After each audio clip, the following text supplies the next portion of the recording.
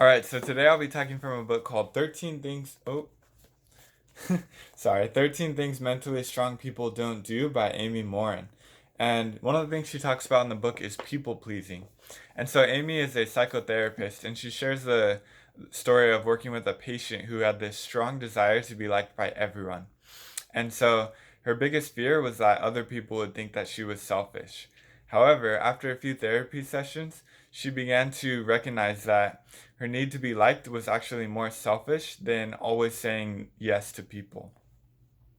So, helping others wasn't really about improving their lives. She was mostly giving of herself because she wanted to be held in higher regard. Once she began to change the way that she thought about people pleasing, she began to change her own behavior and improve her own emotional health. So, Amy says that people pleasers may fear rejection or abandonment. If I don't make you happy, you're not gonna like me. That's the way we think sometimes with people pleasing. They thrive on praise and reassurance from others, and if they're not receiving enough positive reinforcement, they'll change their behavior to try to make other people feel happy.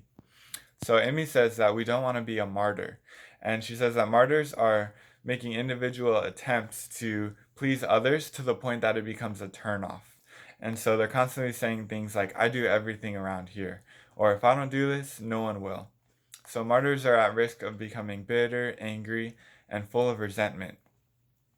So Amy says that despite what you may try to do, there are no guarantees that people will like you just because you try to please them. Instead, they may just simply start taking advantage of you without forming deep relationships built on mutual respect and trust.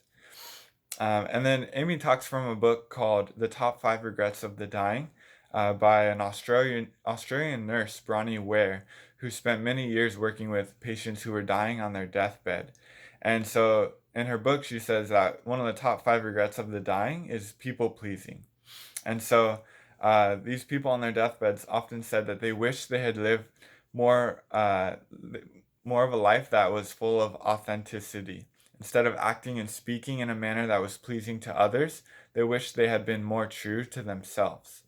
And so I think we have a valuable opportunity to learn from people who have lived a full life and have time to sit back on their deathbeds and reflect on life and give valuable insight to us, to the next generation.